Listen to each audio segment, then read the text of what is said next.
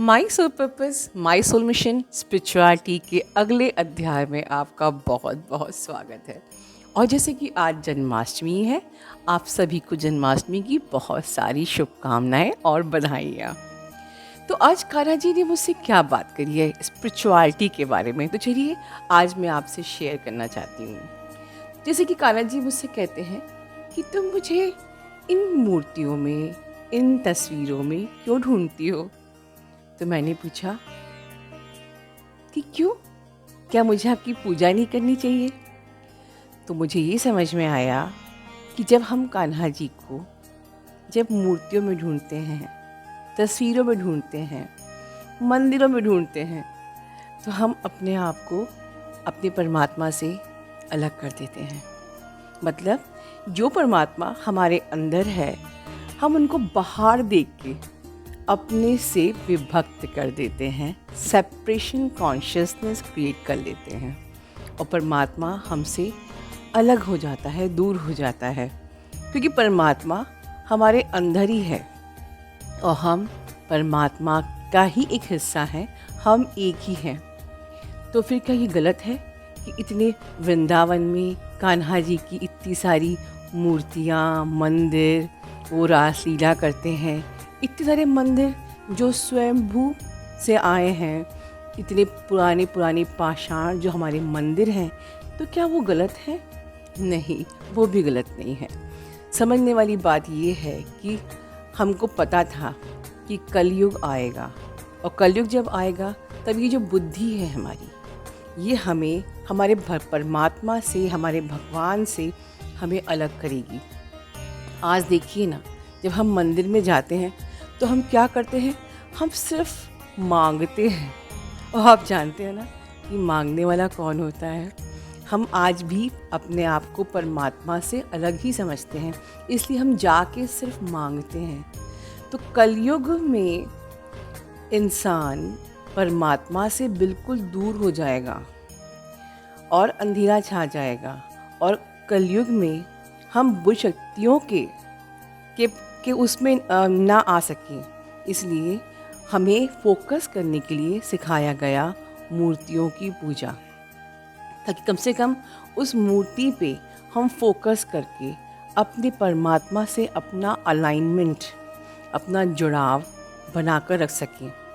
अब इन मंदिरों में क्या होता है कि कई सारे चैंट्स होते हैं, मंत्र साधनाएं, इतनी मंत्र जाप होते हैं कि वहाँ की जो ऊर्जा होती है वो बहुत ज़्यादा स्ट्रांग हो जाती है। तो जब हम इन मंदिरों में जाते हैं तो वहाँ जाके हम अपनी नेगेटिव एनर्जीज़ को, जो हमारी गलत ऊर्जाएं हैं, वहाँ हम छोड़ के आते हैं और वहाँ की जो पॉजिटिव एनर्जीज़ हैं वो अपने अंदर लेके आते हैं। तब भी परमात्मा हमें दे ही रहा है, सोचिए। तो अब हम बात समझने वाली ये है कि सच कहो तो परमात्मा हमारे अंदर ही है, वो कहीं बाहर नहीं है, वो मूर्तियों में नहीं है।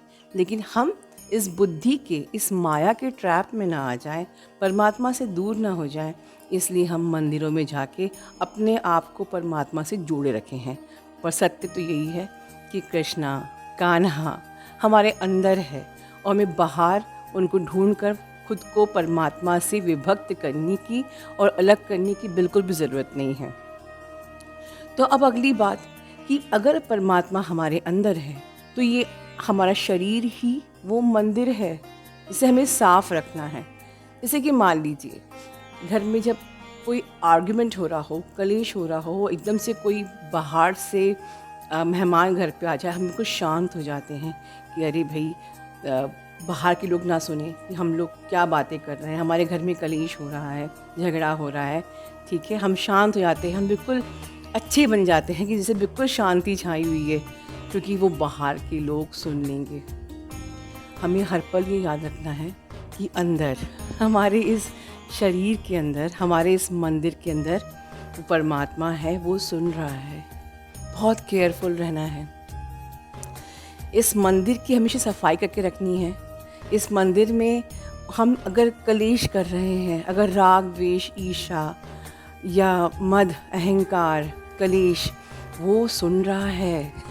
अंदर कान्हा सुन रहा है, ध्यान रखिए।